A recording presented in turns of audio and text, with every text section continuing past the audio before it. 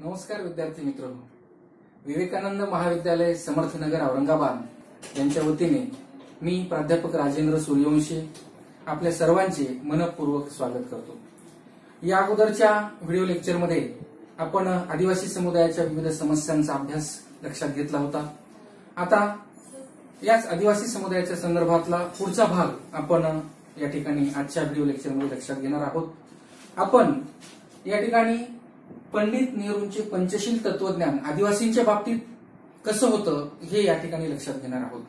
पहा, देशाला स्वातंत्र्य मिळाल्यापासून किंवा देशामध्ये पहिली पंचवार्षिक योजना सुरू झाल्यापासून नेहमीच आदिवासींच्या विकासासाठी आणि आदिवासींच्या मध्ये प्रगती व्हावी यासाठी प्रयत्न केले गेले। भारताचे पहिले पंतप्रधान पंडित जवाहरलाल नेहरू हे देखील अतिशय दूरदृष्टीचे होते असं आपल्याला म्हणता येईल। त्यांचं म्हणणं असं होतं की जोपर्यंत या देशातील आदिवासी समुदायाचा विकास होणार नाही तोपर्यंत संपूर्ण भारत देश विकसित होणार नाही, आणि म्हणून आदिवासी समुदाय हा विकसित झाला पाहिजे अशा पद्धतीची मानसिकता भारताचे पहिले पंतप्रधान पंडित जवाहरलाल नेहरू यांची होती। आणि म्हणून त्यांनी दीर्घकालीन मार्गदर्शक तत्व या आदिवासी समुदायासाठी सांगितली।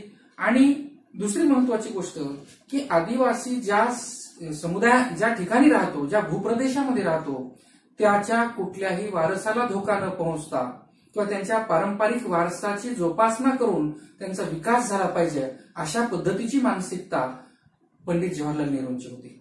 आणि म्हणून त्यांनी जे पंचशील तत्वज्ञान सांगितलं खास आदिवासींच्यासाठी ते संक्षिप्त स्वरूपामध्ये आपण या ठिकाणी लक्षात घेणार आहोत। तर या पंचशील तत्वज्ञानाचा पहिला भाग जर आपण लक्षात घेतला, पहिला पॉइंट, तर ते असं म्हणतात की लोकांच्या गुणानुसार त्यांचा विकास व्हावा, त्यांच्यावर कोणतीही बाह्य गोष्ट लादणे आपण टाळूयात। म्हणजे आदिवासी लोकांच्या पद्धतीने त्यांचा विकास झाला पाहिजे, आपण कुठलीही बाह्य गोष्ट त्यांच्यावर लादायची नाही, ही एक त्यांची भावना होती। त्याचप्रमाणे वन प्रदेशात आदिवासींच्या हक्कांचे संरक्षण झाले पाहिजे।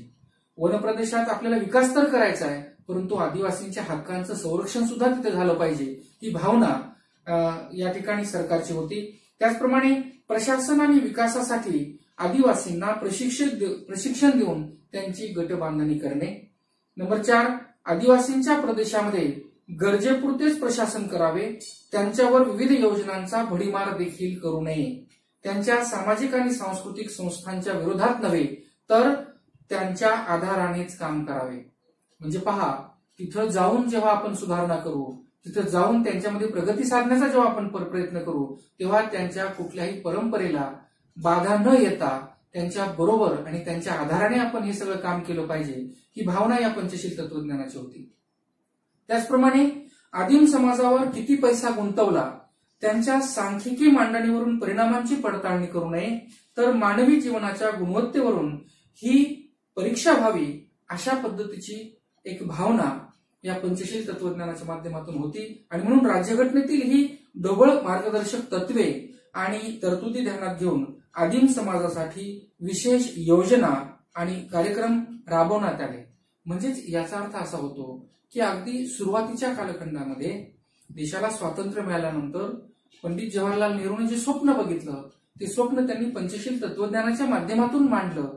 आणि त्यांची अशी अपेक्षा होती की आदिवासी लोक त्यांची संस्कृती जतन करून ठेवतात, त्यांच्या संस्कृतीला कुठेही बाधा न येता आपण त्यांच्या जीवनामध्ये सुधारणा घडवून आणली पाहिजे, अशा पद्धतीचं हे पंचशील तत्वज्ञान आपल्याला सांगता येईल। आणि या माध्यमातून त्यांनी राज्यघटनेमध्ये ही मार्गदर्शक तत्वे मांडली। त्यानंतर स्वातंत्र्यप्राप्तीनंतरचे आदिवासी विकासाचे प्रयत्न कोणकोणते होते हेही आपल्याला या ठिकाणी लक्षात घेऊयात। की आपण बघितलं समस्येमध्ये की आदिवासींना कितीतरी समस्यांना सामोरं जावं लागतं, आणि मग त्यांच्या जीवनातील ह्या समस्या कुठेतरी दूर झाल्या पाहिजेत आणि त्यांचं जीवन हे ग्रामीण समुदायासारखं आणि शहरी समुदायासारखं प्रफुल्लित व्हावं, प्रगतीचं व्हावं, भरभराटीचं व्हावं, म्हणून देशाच्या स्वातंत्र्यानंतर मोठ्या प्रमाणामध्ये आदिवासींच्या जीवनामध्ये विकासाचे प्रयत्न सुरू झाले। मग विकासाचे प्रयत्न कोणकोणते, तर यामध्ये आपण या ठिकाणी लक्षात घेऊयात। शासनाने मोठ्या प्रमाणात विकास कार्यक्रमांना निधी पुरवायला सुरुवात केली आदिवासींच्या विकासासाठी।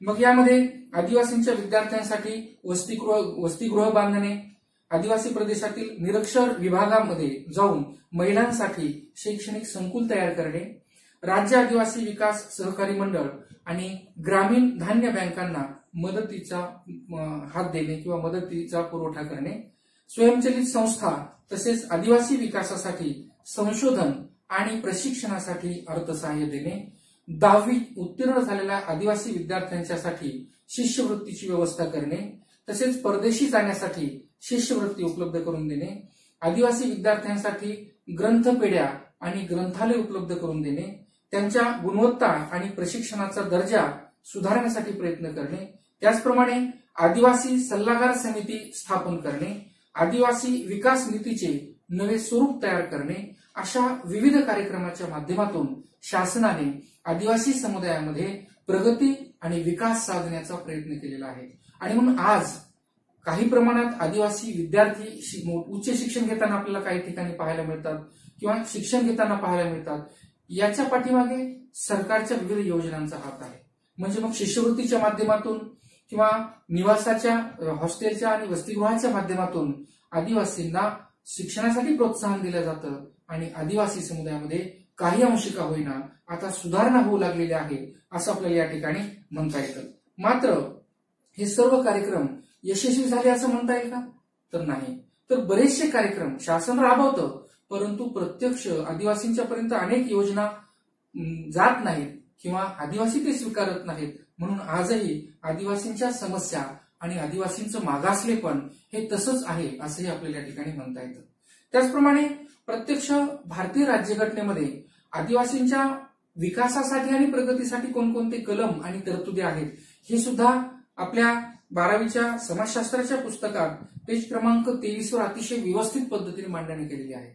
मग त्यामध्ये पेज क्रमांक 23 वर भारताच्या राज्यघटनेमध्ये आदिवासींच्यासाठी कोणकोणती कलम आणि तरतुदी आहेत हे अतिशय व्यवस्थित पद्धतीने मांडलेलं आहे. आणि म्हणून विद्यार्थ्याला माझं एक म्हणणं आहे की पेज क्रमांक 33 वरील आदिवासींच्यासाठी केलेल्या सर्व कलम आणि तरतुदी एकदा वाचून काढा. म्हणजे निश्चितपणे आपल्याला लक्षात येईल की आदिवासींच्या प्रगतीसाठी आणि विकासासाठी कोणकोणत्या गोष्टी सरकारने राबवलेल्या आहेत. तर अशा पद्धतीने या सर्व बाबींमुळे आज काही अंशी का होईना 21व्या शतकात आपण जीवन जगत आहोत.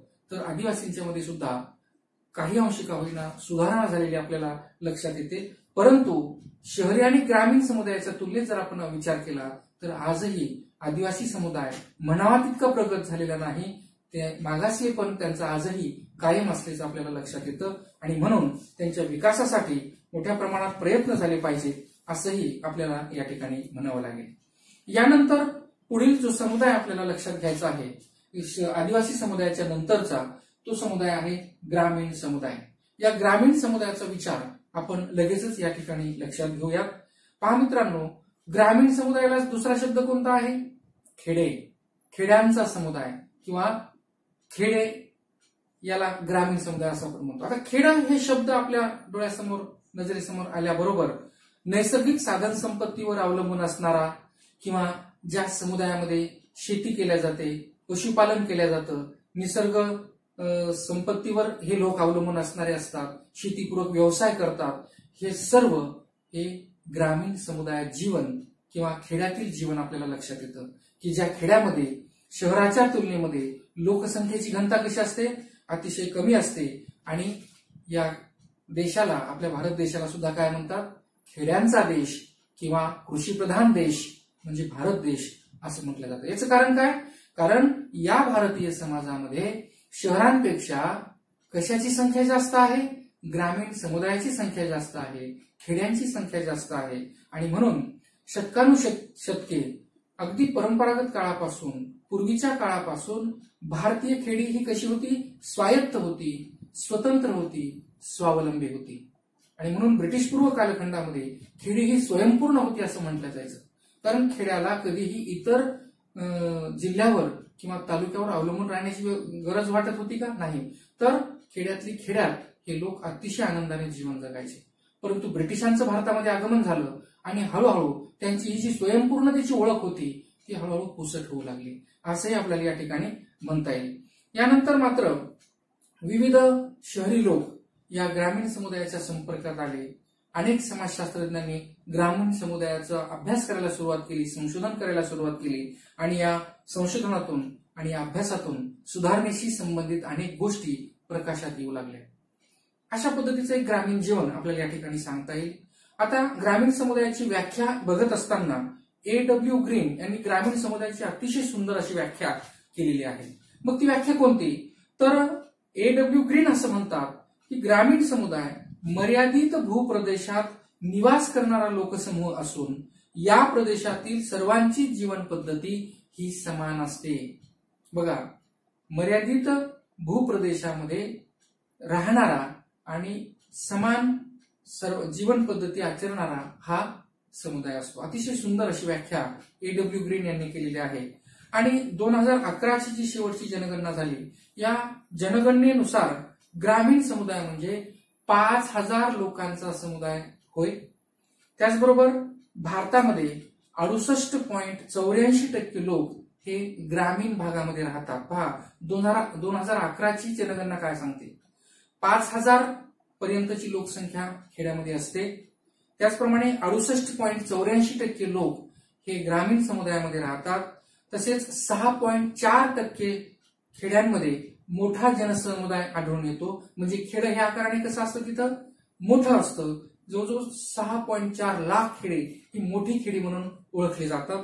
त्याचप्रमाणे जास्तीत जास्त समाजशास्त्रीय संशोधन आणि लेखन हे ग्रामीण समाजावर झालेलं आहे, असं 2011ची जनगणना आपल्याला या ठिकाणी सांगते. त्याचप्रमाणे ग्रामीण समुदायाचा खऱ्या अर्थाने सर्वांगीण विकास झाला पाहिजे. कारण का, जोपर्यंत खेडं विकसित होत नाही, जोपर्यंत ग्रामीण समुदाय प्रगतीपथावर येत नाही, विकसित होत नाही, तोपर्यंत देशाचा विकास होईल का?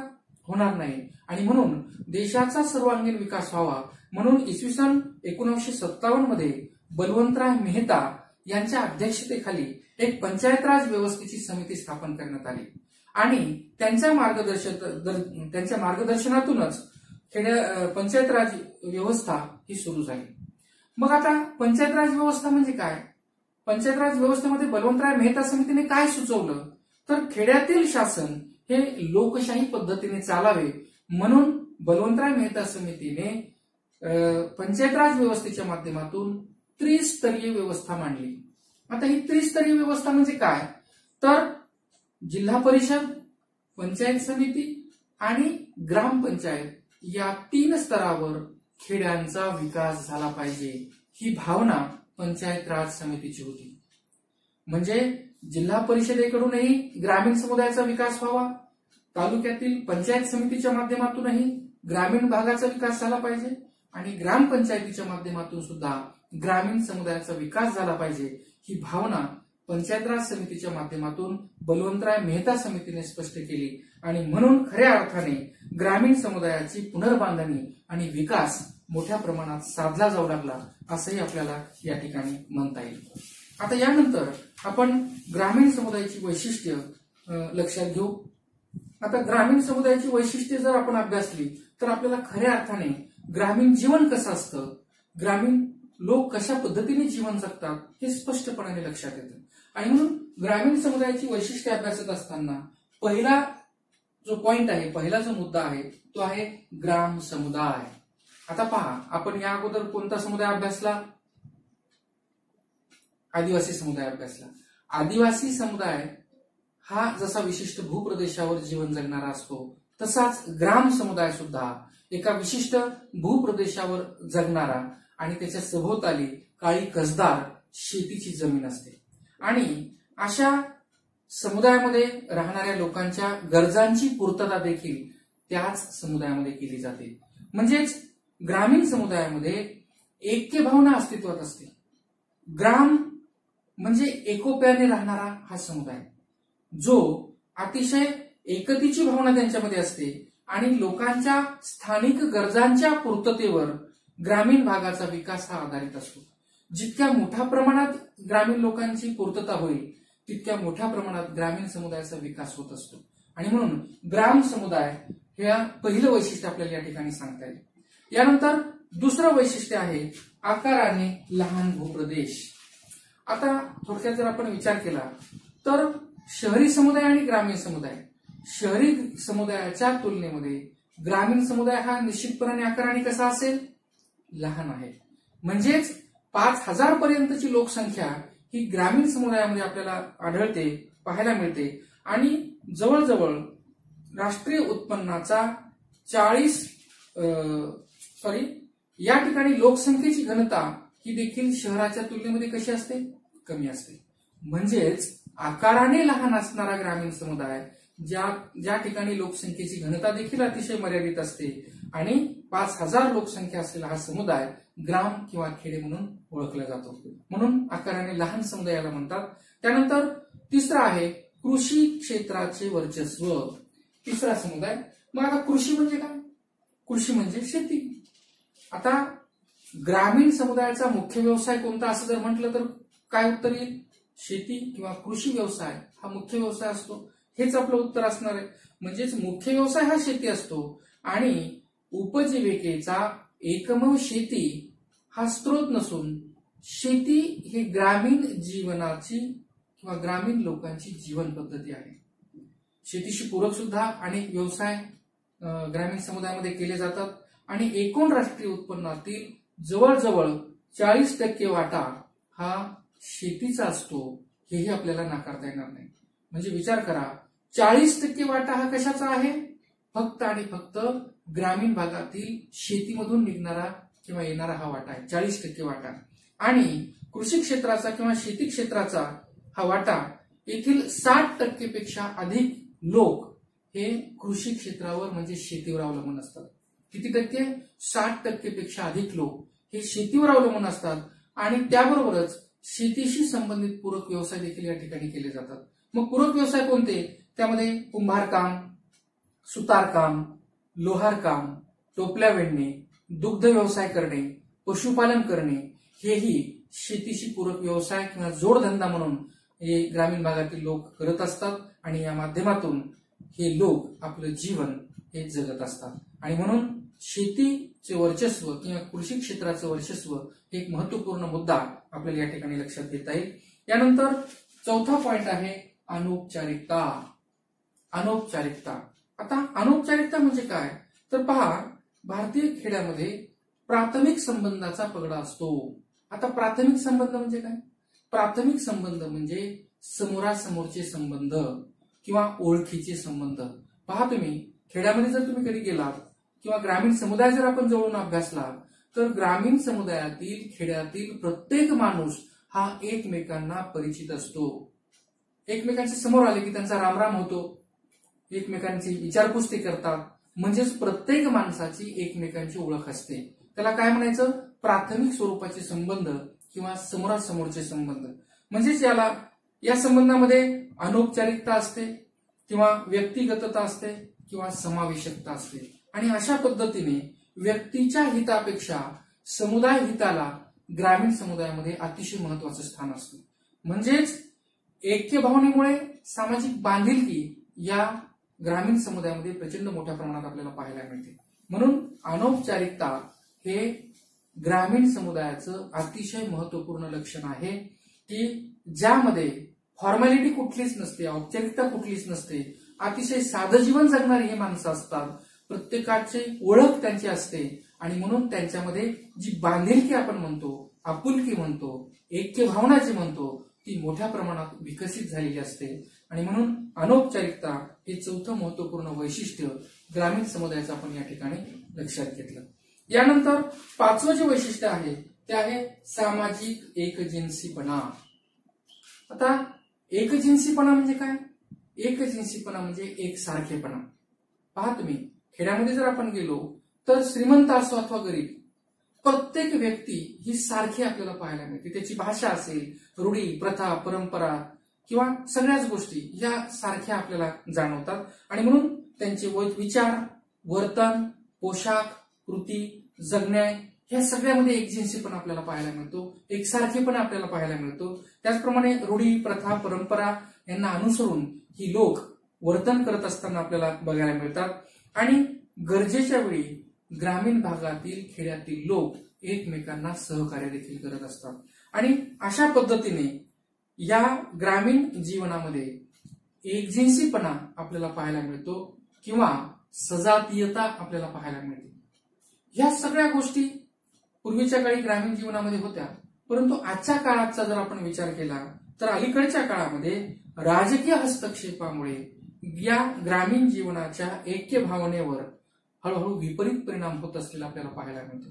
कारण शहरी संस्कृती आता ग्रामीण भागामध्ये येऊ लागलेली आहे की काय असं कुठेतरी जाणवतं, आणि म्हणून तो जो एकजिन्सीपणा होता, ती जी एकात्मता होती, ती कुठेतरी आता हळूहळू लोप पावत चालली आहे की काय असंही जाणवायला लागतं. परंतु सामाजिक एकजिन्सीपणा हे ग्रामीण समुदायाचं एक महत्वपूर्ण लक्षण होतं असं आपल्याला या ठिकाणी म्हणता येईल. यानंतर पुढचा जो पॉइंट आहे, मुद्दा आहे, तो आहे कुटुंबाला महत्व. आता बघा मित्रांनो, ग्रामीण समुदायामध्ये खरोखर कुटुंबाला अतिशय महत्वाचं स्थान आहे. मग ग्रामीण भागामध्ये कोणतं कुटुंब आढळतं? संयुक्त कुटुंब आढळतं. आणि अशा या संयुक्त कुटुंबाच्या माध्यमातून ग्रामीण जीवनामध्ये अतिशय महत्वाचे कामं हे होत असतात. मग आता या ठिकाणी कुटुंब व्यवस्था ही ग्रामीण समुदायाच्या केंद्रस्थानी मानली जाते. आणि इतकंच नाही तर एकत्र कुटुंब पद्धती ही एकेकाळी ग्रामीण समुदायाचा आधारस्तंभ मानली जायची. आता एकत्र कुटुंब पद्धती म्हणजे काय? ज्या कुटुंबामध्ये 2 किंवा त्यापेक्षा अधिक पिढ्यांचा समावेश होतो अशा कुटुंबाला एकत्र कुटुंब पद्धती किंवा संयुक्त कुटुंब पद्धती असं म्हणतात. आणि या संयुक्त कुटुंब पद्धतीमध्ये जे कुटुंबाचे प्रमुख म्हणजे वडील असायचे किंवा पुरुष असायचा, आणि तो वयस्कर पुरुष हा संपूर्ण कुटुंबाला आदेशित करायचा आणि सगळं कुटुंब चालायचं. मग कुटुंबामध्ये संख्या जास्त असल्यामुळे, शेती हा मुख्य व्यवसाय असल्यामुळे शेतीमध्ये राबणारी माणसं सुद्धा कुटुंबातीलच असायची. त्याच्याने मोठ्या प्रमाणात शेतीची कामं केल्या जायची आणि कुटुंब हे महत्वाचं स्थान कुटुंबाला दिलं जायचं. निर्णय प्रक्रियेमध्ये सुद्धा कुटुंब अतिशय महत्वाची भूमिका बजावायचं. आणि म्हणून कुटुंबाला ग्रामीण समुदायामध्ये अतिशय महत्वाचं स्थान होतं असं आपल्याला या ठिकाणी म्हणता येईल. यानंतर पुढचं जे वैशिष्ट्य आहे ते आहे स्त्रियांचे स्थान. आता बघा, ग्रामीण समुदायामध्ये जर विचार केला तर स्त्रियांचं स्थान हे कसं असेल, तर निश्चित रूपात स्त्रियांचं स्थान हे दुय्यम होतं किंवा कनिष्ठ होतं असं आपल्याला या ठिकाणी म्हणता येईल. म्हणजेच स्त्रिया आजही ग्रामीण भागामध्ये पुरुषांच्या नियंत्रणाखाली जीवन जगतात असंच आपल्याला या ठिकाणी म्हणता येईल. स्त्री आणि पुरुषांच्या मनामध्ये पातिव्रत्य ही आदर्श भावना कोरली गेलेली आहे. पतिव्रता हे म्हणजे एकदा स्त्री आणि पुरुष यांचं खेड्यामध्ये लग्न झालं किंवा विवाह झाल्याच्या नंतर ती विवाहाचं जे पातिव्रत्य आहे ते शेवटच्या श्वासापर्यंत टिकवून ठेवणं हे त्या स्त्रीचा जसं कर्तव्य असतं तसंच पुरुषांचंही कर्तव्य मानलं जातं. आणि त्या पद्धतीने या स्त्रिया जन्मजात आपलं कर्तव्याचं पालन करत असतात.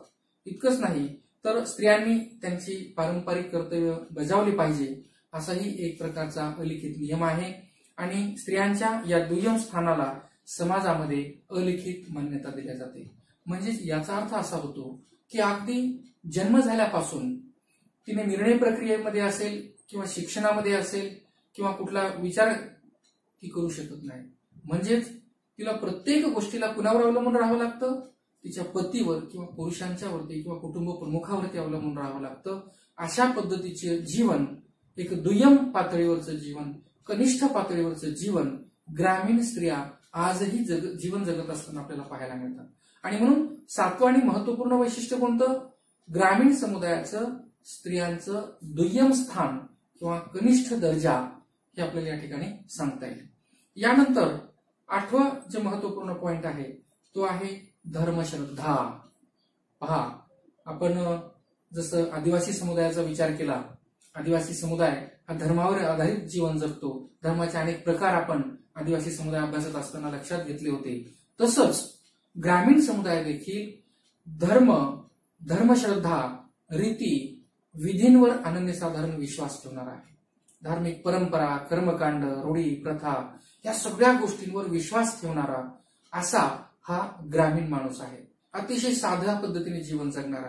आणि मग ही जी ग्रामीण भागामध्ये समृद्धता राहावी, ग्रामीण भागामध्ये खेड्यामध्ये कुठल्याही गोष्टीची कमतरता भासू नये म्हणून ग्रामीण लोक, खेड्यातील लोक प्रचंड मोठ्या प्रमाणात धार्मिक विधी कर्मकांड करत असताना किंवा धर्म, देव आणि धार्मिक परंपरांवर विश्वास ठेवणारा हा समुदाय असतो. अनेक कर्मकांड, धार्मिक विधी ग्रामीण भागामध्ये आजही पार पाडल्या जातात.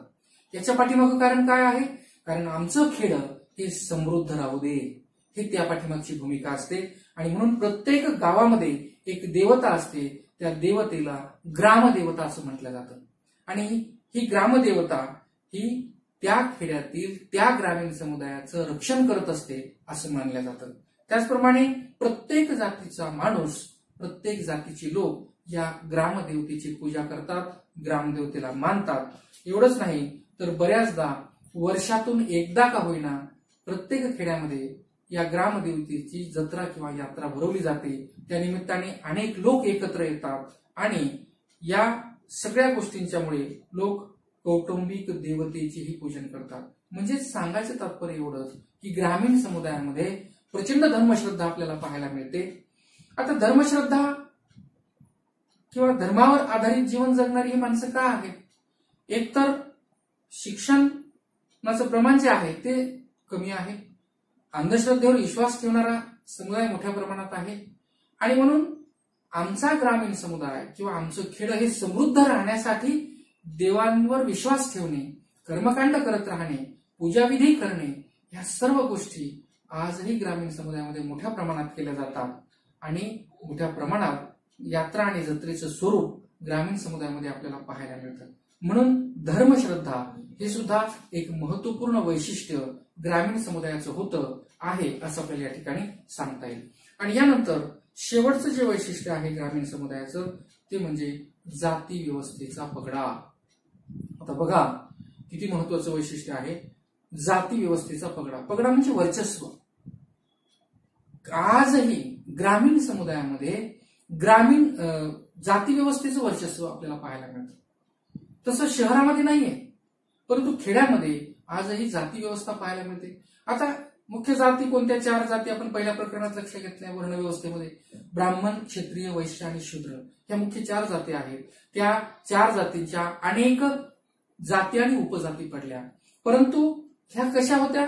श्रेष्ठ कनिष्ठतेवर आधारित होत्या. त्याला त्याची उतरण आपल्याला सांगता येईल. म्हणजे सर्वात उच्च जात, त्यानंतर कनिष्ठ, त्यानंतर कनिष्ठ, त्यानंतर कनिष्ठ. तर अशा पद्धतीने श्रेष्ठ कनिष्ठतेवर आधारलेली ही जाती व्यवस्था कुठे आढळते? मोठ्या प्रमाणात खेड्यामध्ये, ग्रामीण समुदायामध्ये आपल्याला पाहायला मिळते. आणि मग ही जी श्रेणी रचना आहे, ही श्रेणी रचना शुद्ध आणि अशुद्धतेच्या कल्पनेनुसार तिथल्या रूढी, प्रथा, परंपरा आणि धार्मिक विधी या केल्या जातात. इतकंच नाही तर व्यवसायाचे स्वरूप सुद्धा जातीनुसारच ठरलेले असते. आपण बघितलं की 12 बलुतेदार ग्रामीण भागामध्ये आपल्याला आढळतात. 12 बलुतेदार म्हणजे काय? 12 बलुतेदार म्हणजे 12 प्रकारच्या जाती. 18 अलुतेदार म्हणजे काय? 18 अलुतेदार म्हणजे 18 प्रकारच्या जाती. म्हणजे एवढ्या जाती कुठे आपल्याला पाहायला मिळतात? खेड्यामध्ये पाहायला मिळतात. आणि प्रत्येक जातीचा व्यवसाय हा ठरवून दिलेला असतो. आणि म्हणून प्रत्येक जातीने ठरवून दिलेल्या आपल्या व्यवसायानुसारच जीवन जगलं पाहिजे, आपलाच व्यवसाय केला पाहिजे, हे बलुतेदारी पद्धतीतून आपल्याला लक्षात येतं. आणि म्हणून अशा पद्धतीने ह्या सर्व ज्या जाती असतात खेड्यामध्ये दिसणाऱ्या, ह्या परस्परावलंबी असतात. प्रत्येक जात ही एकमेकांवर अवलंबून असते. प्रत्येक जाती शेतकऱ्यांना मदत करतात आणि शेतकरी आपल्या शेतामध्ये मोठ्या प्रमाणात उत्पादन करून या सर्व जातींना जगवत असतो. म्हणून ब्रिटिशपूर्व कालखंडामध्ये ग्रामीण समुदाय हा स्वयंपूर्ण होता असं जे म्हटलं जातं ते या 12 बलुतेदार आणि 18 अलुतेदारांच्या जीवावर. कारण ह्या सर्व जाती कुणाला मदत करायच्या? शेतकऱ्यांना मदत करायच्या. आणि शेतकरी त्यांच्या जीवावर प्रचंड मोठ्या प्रमाणात उत्पादन घेऊ शकत होता. आणि म्हणून जाती व्यवस्थेचा पगडा हा या ग्रामीण समुदायामध्ये भलेही दिसत असला तरी ह्या सर्व जाती एकमेकांवर अवलंबून होत्या. परंतु हे अवलंबन जरी असलं तरी त्यांच्यामध्ये मात्र श्रेष्ठ कनिष्ठता होती. त्यानुसार त्यांची व्यवसायाची विभागणी होती. त्यानुसारच रूढी आणि धार्मिक विधी होत होत्या. हेही आपल्याला कुठेतरी मान्य करावं लागतं. परंतु ह्या अशा प्रकारे आपल्याला ह्या सगळ्या ग्रामीण समुदायाच्या वैशिष्ट्यांचा विचार या ठिकाणी लक्षात येतो. आणि यावरून आपल्याला एक गोष्ट प्रकर्षाने लक्षात येते की ग्रामीण जीवन कसं आहे. खेड्यातील लोक कशी जीवन जगतात, त्यांची विचार करण्याची, राहण्याची कशी पद्धतीची शैली असते, हे सगळं आपण या ठिकाणी लक्षात घेतलं. आणि भारतीय खेड्यांचा हा जो आपण उल्लेख केला ह्या सगळ्या वैशिष्ट्यांच्या माध्यमातून, त्यामध्ये आज काही प्रमाणामध्ये काय होत आहे, बदल होतो आहे. म्हणजे आपण 21व्या शतकामध्ये जीवन जगतो आहोत. आता दळणवळणाची साधनं मोठ्या प्रमाणात वाढलेली आहेत आणि म्हणून खेड्यातून शहरामध्ये येणाऱ्यांची संख्या किंवा शहरातून खेड्यामध्ये जाणाऱ्यांची संख्या ही वेगामध्ये वाढू लागलेली आहे. आणि म्हणून आजचं ग्रामीण जीवन हे पूर्वीसारखं आहे असं म्हणता येईल का, नाही, तर त्याच्यामध्ये काही अंशी का होईना बदल झालेला आपल्याला पाहायला मिळतो. आणि हा बदल आज आपण बघतो आहोत हेही आपल्याला या ठिकाणी म्हणता येईल. परंतु अशा पद्धतीने ग्रामीण समुदायाची विविध वैशिष्ट्ये होती हे आपल्याला लक्षात येते. तर या ठिकाणी आपण थांबूयात. याच ग्रामीण समुदायाशी संबंधित पुढील भाग आपण पुढच्या व्हिडिओ लेक्चरमध्ये लक्षात घेऊयात. तोपर्यंत थँक्यू, धन्यवाद.